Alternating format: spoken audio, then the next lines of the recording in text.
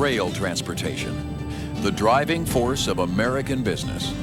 Huge corporations and small companies alike depend on railroads for shipments of raw material and other cargo essential to their operation. Burlington Northern's Train 110 is the kind of merchandise train which keeps the wheels of industry turning 7 days a week, 52 weeks a year. Train 110 runs from Pasco to Chicago. The Chicago connection is vital to Burlington Northern. There, Conrail picks up cars destined for Eastern customers the BN can't directly serve. Our West Coast shippers depend on trains like 110 to help them reach markets across the country. Moving one carload of freight for even one customer is amazingly complex, and yet that task is at the core of what we do. Train 110's story is about a partnership of companies. It's about the service and operating plan which moves one carload of particle board from Oregon to Ohio. It's about the people whose hands-on effort make that 2,300-mile journey possible. The people whose dedication is the heart of service by design.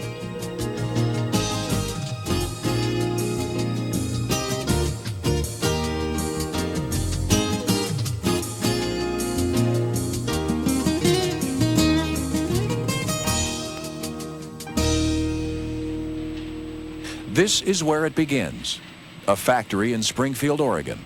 Here, tons of particle board are being manufactured at the Weyerhaeuser plant, just east of Eugene. Located in the heart of the Northwest, this plant manufactures a product that is used in many ways. We see it every day in furniture, countertops, even stereo systems. Particle board is made from sawdust and wood chips, resin and wax. It is shaped, pressed, and cut to the exact specifications of Weyerhaeuser's customers. Today, a shipment is being prepared for one of the biggest consumers of particle board in the country, Sauter Industries in Archbald, Ohio. They will use it to make ready-to-assemble furniture. 90 tons of board, 5 by 10 feet, 3/4 inch thick, custom made and custom shipped. For our customers, consistency of delivery is very important. Their inventory is basically in that rail car. If they're up to 3 or 4 days late, it could cause them delays, cost them money, or close them down at the very worst. And that costs them customers, and no business can live without customers. Weyerhaeuser is actually on the Southern Pacific Line, but the company goes to the trouble of loading their product on trucks to get it to BN. That's because BN is able to provide service that meets Weyerhaeuser's most important needs: good equipment, good transit time to the east, and consistent damage-free delivery. All of that at a more competitive price. Plus, BN offered something unique, a guarantee. All the three parties, the marketing, transportation, operations, got together, and we came up with a scheduled transit time, a scheduled delivery time for their cars, and a damage-free environment. Putting it in paper, putting a monetary penalty, which is what Weyerhaeuser required, that they could go to their customer as a partnership and say, here, we can market this, we can give this to you, let's do business. That guarantee of on-time delivery is vital. It means consistent service, and Weyerhaeuser's customer is depending on it. We have to know within just a few hours in some cases when the cars are going to be arrived. Otherwise, we would wind up with a mill having to be shut down for several hours or maybe even a day or more because the cars have not shown up. It takes 4 truckloads to fill a rail car. The trucks are then driven to a reload center several miles away in Eugene. Here at Northwest Reload, the board is carefully placed on a double bulkhead flat car. Because particle board is so heavy, it can only be stacked about 7 feet high. The car is weighed and covered with huge plastic tarps. It may sound strange the way we handle it, by having a truck and a reload and then handling by rail car to the other end, but we offered something that our competitive railroad could not do. we offered the equipment, and we offered the guarantee. So when we come up with ideas, or Weyerhaeuser comes up with ideas, we talk about them. Whether we can implement them or not, we try.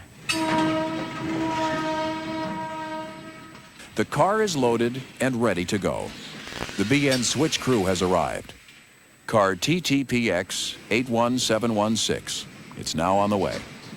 This early part of the trip is important. The car must travel 360 miles just to reach the classification yard at Pasco, Washington. That's where eastbound transcontinental trains like 110 are built. To get to Pasco, the shipment will depend on the efforts of the switchmen and yardmasters to help move the car and keep it on schedule. For the BN service plan to work properly, the efficient movement of cars from the customer to the classification yard is critical. The Weyerhaeuser car will need 2 local trains to get it to Pasco. If it misses a connection, it will also miss its scheduled Tuesday departure and have to wait another day before leaving. That would be a serious 24-hour delay in arriving for the Conrail connection in Chicago. But so far, our car is off to a good start. The physical movement of the car is only part of the story. As the car makes its way to Pasco, there are other things that have to be done. Accounting and tracing work to make sure Weyerhaeuser's load doesn't get lost among the thousands of cars that are moving throughout the BN system. Here at the Vancouver office, the billing for the car is coming in. Weyerhaeuser is billed electronically, or EDI. That stands for Electronic Data Interchange. It means Weyerhaeuser transfers the billing for the car directly from their computer to BN's. It's a paperless system, but copies of the billing can also be printed out. This billing system is just one of many important parts of the service plan for Train 110, and it's all designed with a goal in mind. Our goal with Weyerhaeuser is to provide them the same service day in and day out so that they can schedule the commodity or the lumber at destination. They aren't interested in expeditious service particularly, but they're interested in consistent time service where they know that their car will move on Tuesday and it'll arrive on Friday or whatever day we tell them it'll arrive. The weekend has passed and it is late Monday afternoon. Weyerhaeuser's car has made it to the Pasco terminal. This is another important part of the journey, the classification yard. Classifying is, to use the analogy of taking a deck of cards and shuffling it up and then bringing that deck of cards to Pasco and sorting out the spades, the clubs, the hearts, and so on. This is where all the cars for Train 110 are organized into blocks according to their destination. If the car isn't put in the proper block for the right train, it can be delayed for days, and the effort to get it to Pasco on time is wasted. My schedule isn't effective if it doesn't plug in to the region and the division and the railroad in general. So I can move a car from Eugene or Albany, Oregon to Vancouver and to Pasco in record time, consistently to the minute, day in, day out. And if my schedule doesn't mesh with what Pasco has to do with their trains, then I'm just wasting the company's time and money. Keeping track of all these cars is an extremely complex task. That's why Pasco Terminal is so vital to our operation. It's BN's only major hump yard on the West Coast. Some call it the hub of the West. The Weyerhaeuser car is placed in a block of cars making Conrail connections in Chicago. Tomorrow morning, the blocks of cars for Train 110 will be pulled together and taken to the departure yard. Scheduled departure time, 10 a.m.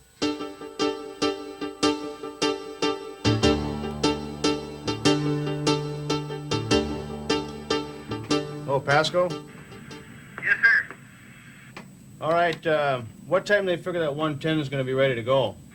It is Tuesday morning, and there are special problems at the Seattle Regional Dispatch Office. A derailment in McCready, 80 miles west of Pasco. It happened last night, but it's still jamming up traffic.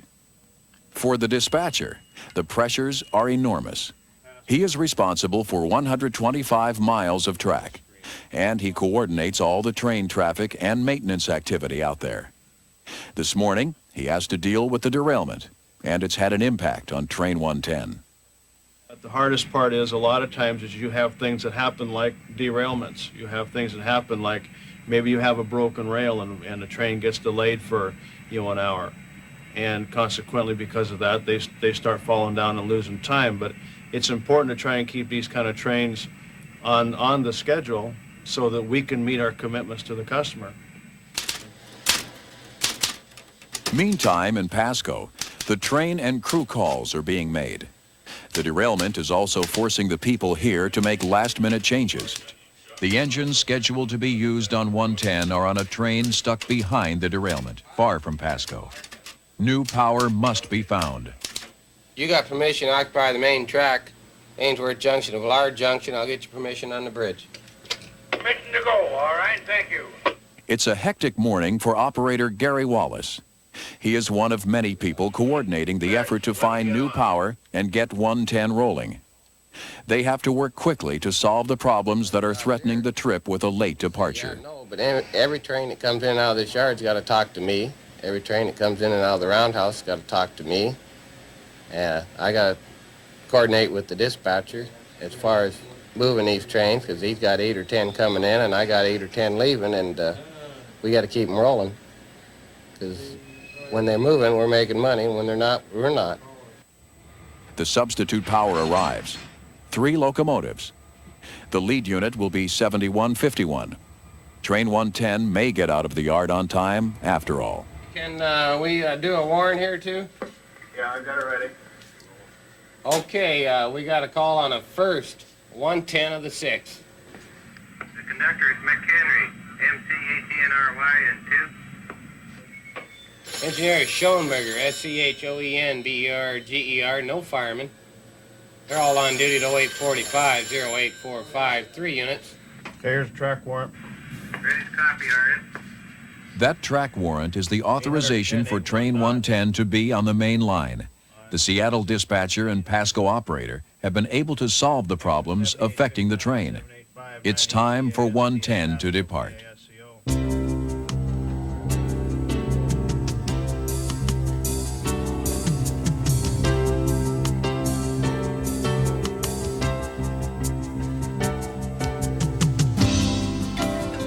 Train 110 is on its way.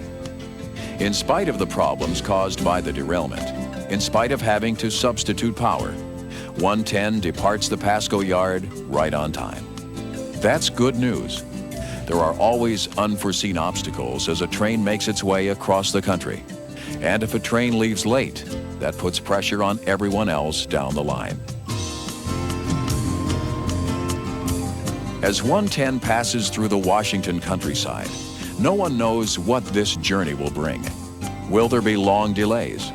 Will the train make it to Chicago on time? Over the next 2,000 miles, Train 110 will travel halfway across the United States, over the Continental Divide, and through the Northern Plains. Based on the service plan for this particular car, the scheduled delivery time to Conrail is Friday morning at 4:15. In order to make it, 110 has to get to Chicago in 66 hours.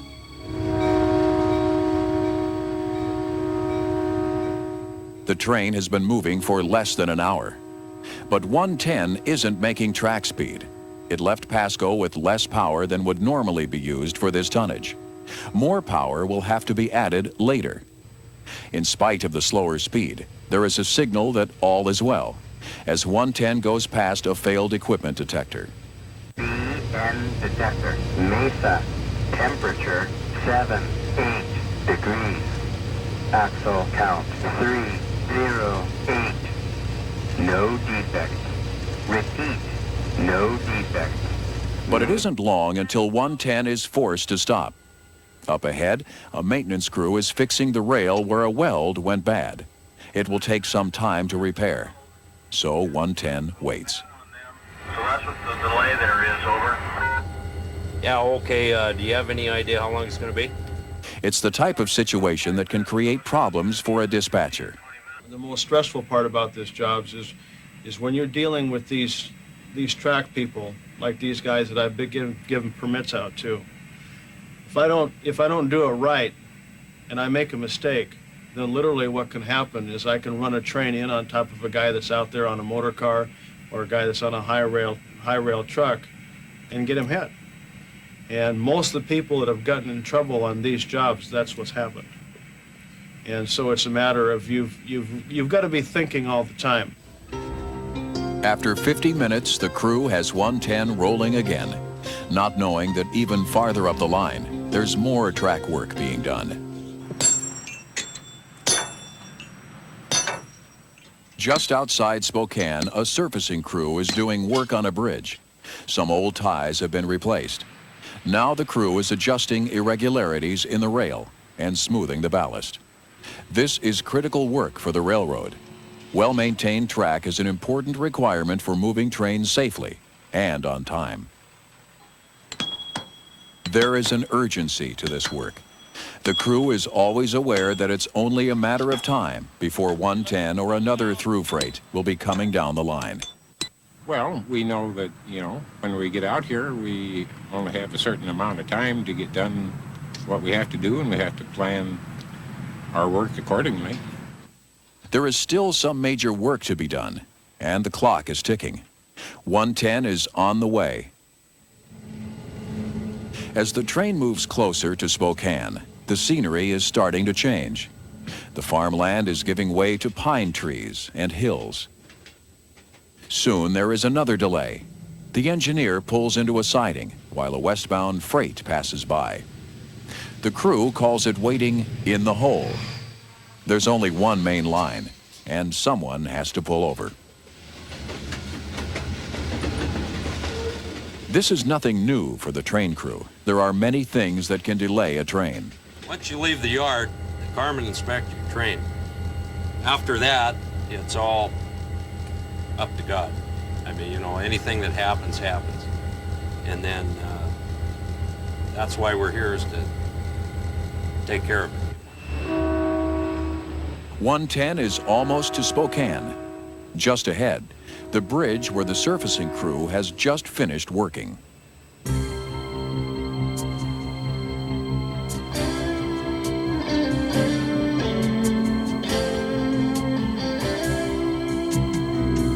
Approaching Spokane, the first leg of 110's journey is nearly over. Weyerhaeuser's car is another step closer to Chicago. So far, there have only been 2 delays, a total of 55 minutes. But since the train hasn't been making track speed, it's now almost 2 hours behind schedule. And there are more than 1,800 miles to go. Yardley Station in Spokane is a crew change point for 110. Normally, no maintenance or switching is done here. It's supposed to be a 5-minute stop. But today is different. There's a bad order on the train, a defective car, so it will be removed. In spite of the delay, there is good news for the next crew. More power will be added. One more unit to help keep the train at track speed and to take it over the rugged terrain of the Rocky Mountains. The unscheduled switching at Yardley took an extra 40 minutes. 110 is leaving Spokane 2.5 hours late. But now it has more power. The crew is hoping to make up some time. As 110 starts the second leg of this long journey, it is being carefully watched from 1,000 miles away.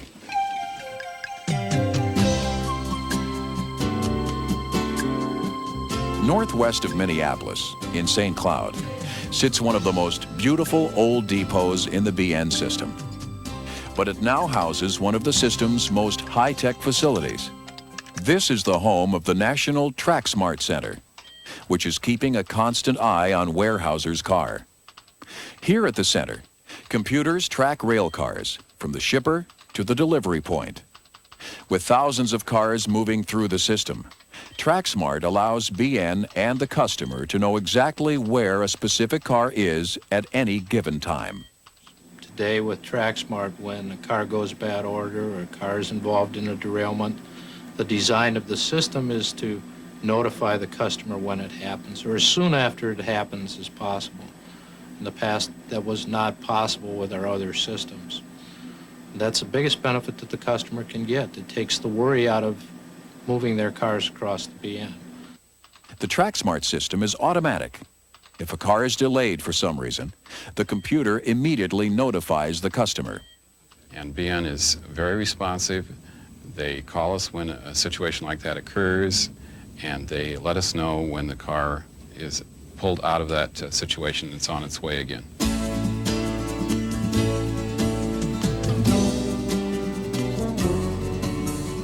By early evening, 110 goes through one of the most scenic spots on the trip, the beautiful clear waters of Lake Ponterey in Sandpoint, Idaho.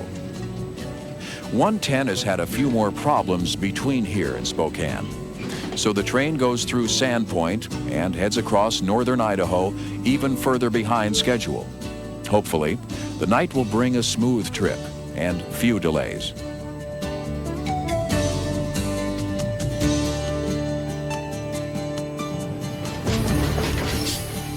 The train has lost another 20 minutes, and too many delays early in the trip can throw the train way off schedule. Up the line, more obstacles, including one stop alone where 110 sits in a siding for nearly an hour. They're only 37 miles past Sandpoint, and now the train is 4 hours behind schedule. 110 finally leaves Idaho behind. It's been 5 hours since the train left Spokane, and only now crossed the Montana border. Already it's been a long night. It's the middle of the night in Whitefish, Montana. While the rest of the town sleeps, BN train crews are just now coming to work. We got 5 in there. But it isn't just the train crews who work while others sleep. Railroading is a round-the-clock operation. So for these people at Whitefish Station, the midnight shift is just as busy as the day shift. Earlier, it looked as if 110 would arrive before midnight. But now it's a different story. As Ernie puts it, he fell down, encountered many delays. The possibility of something going wrong, it's a good possibility for something like that to happen, for a problem to occur, because you're dealing with people and machinery and Mother Nature. The train has other problems tonight, but at least there is no bad weather to delay the cargo. I don't think there's any place else on the BN system that has this kind of weather. It gets 30, 40 below, you get bad winds. We work in some pretty adverse conditions, but we still are able to move the stuff, you know, with pretty fair safety record, in my opinion. Tonight, it wasn't the weather that caused extra problems, but a tunnel outside of Whitefish. It filled with toxic gas from diesel engines and had to be flushed out. So 4 hours and 18 minutes late, train 110 finally pulls into Whitefish Station. It's been a long trip for the crew, but for Steve Parsons and engineer Wes Church, the day is just beginning. It will be up to them to try to make up some time. The stop is brief, only a few short minutes, and 110 heads off into the night, across northwestern Montana.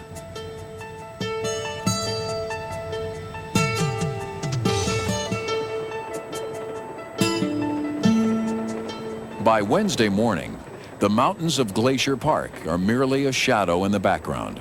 The train is into the farmland of north-central Montana. The crew has made up an hour and 40 minutes.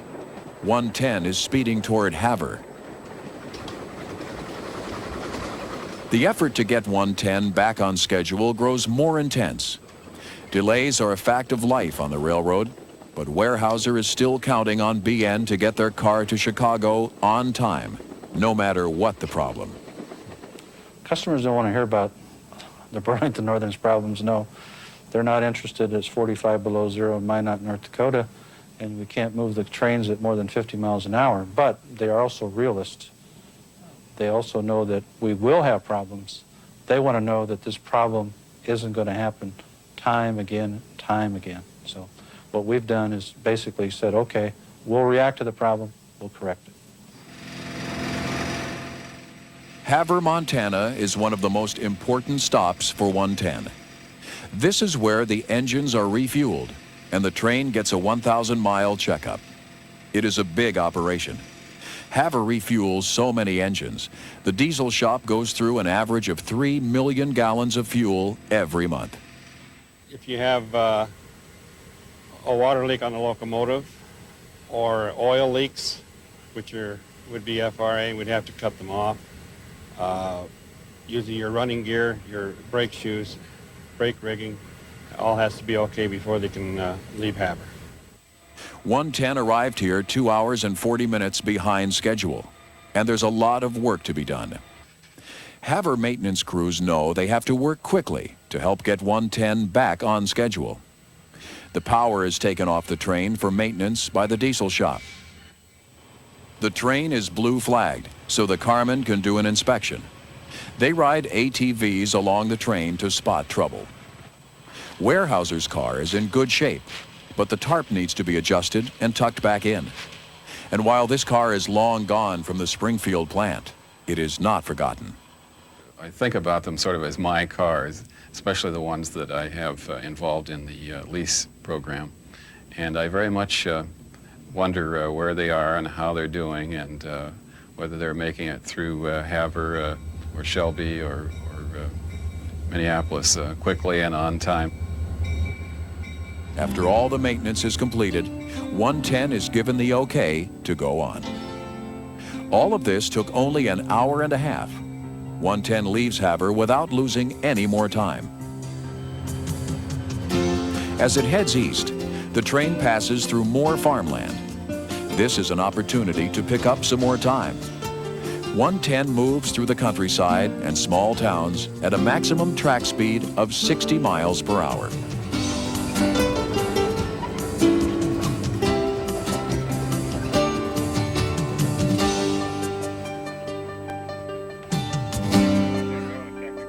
Train 110 is now under the control of the Regional Dispatch Office at the Northtown Terminal in Minneapolis. For the next 24 hours, its movement will be coordinated from here, under a very watchful eye. Less than an hour after departing Haver, 110's crew slows down twice because of track maintenance. At times like this, the effort to get Weyerhaeuser's car to Chicago seems to be making slow progress. The particle board is less than halfway there. Chicago seems very far away. At the same time, there is more track work being done much farther down the line. This is no ordinary tie gang. It's the first of its kind, a QRE gang, which stands for Quick Removal Equipment. It's been in operation for only a year. Also known as a mini tie gang, this crew has a special ability that helps speed up transportation service for BN's customers. A regular tie gang needs as much as a half hour to clear the track. That can hold up trains. But the mini tie gang can actually lift the equipment on and off the track right here at the repair site. It means schedules will work better, and BN can keep its promises to the customer. I'm not out here all by myself. We have lots of folks that work with us. And because we can go to a company like Weyerhaeuser or Springfield and say, this is what we can offer. We've got 30,000 people behind us. That's good. Back in Montana, 110 is in the hole again, waiting for 3 westbound trains, including an Amtrak, which races by at 80 miles per hour. Passenger trains have a high priority.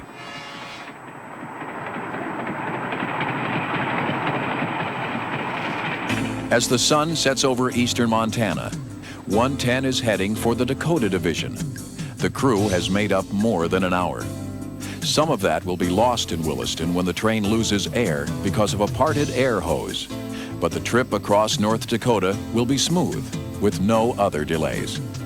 We know working on the Dakota Division that a train such as 110, which may originate or which originates out on the West Coast, it's very important that when he gets to the Dakota Division at Williston, North Dakota, we know whether he's on time or we know whether he's ahead of time, and we do everything we possibly can to hustle him across the division to get him off off of our division on time because it's very important that he make it to the customers in Chicago.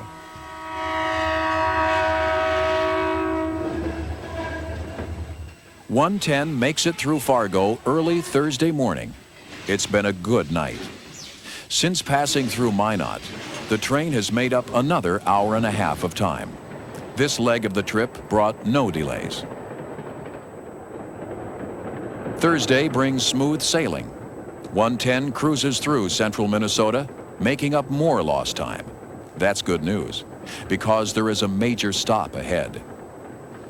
137 downtown. At the Northtown terminal, the dispatcher is keeping a close eye on 110 as it heads toward Minneapolis. It's his job to bring the train into the gigantic yard here. This is where 110 will undergo some major changes. The cars bound for Northtown will be removed, and additional Chicago-bound cars will be added for the last 400 miles of 110's journey. The train will also get another 1,000-mile inspection. The scheduled stop here is for 3 hours, and Train 110 requires more attention than some other trains. Trains do have a personality of their own. For example, Train 110 arriving has a personality of you have to stay with that train continually to work it through the different segments of the yard, the different yards, and to get the proper cars on it that we need to. It's something that you have to stay with all the time. If all goes well, the people here may be able to shave an hour off 110's trip. After it arrives in the yard, a block of 57 cars on the back of 110 is taken off the train. They're going to other destinations.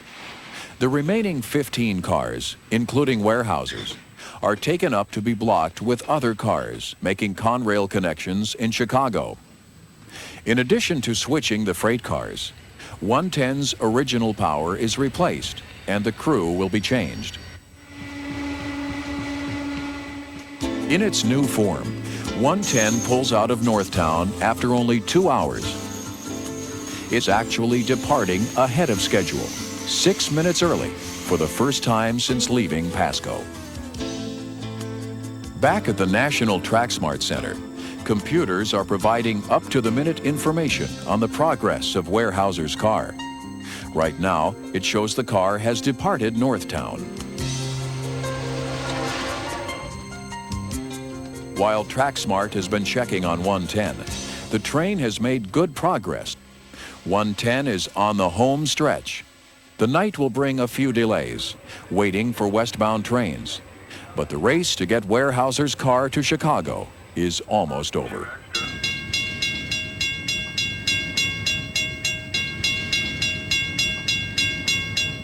Friday, 4:35 a.m. Train 110 pulls into the Cicero yard near Chicago. It has been a complicated trip with a number of delays. The train has traveled an enormous distance. Yet this is a feat that BN people accomplish many times over every single day. Weyerhaeuser's car has passed through many hands across the BN system. Yet 110 gets this car to the Cicero yard within 30 minutes of its scheduled arrival time. 110 leaves, this particular train left Pasco at approximately 10 a.m. on June the 6th. It arrived in Chicago at approximately 4:35 the morning of the 9th. And over a 2,000-mile period or distance, that's pretty good train handling. The Conrail crew is waiting.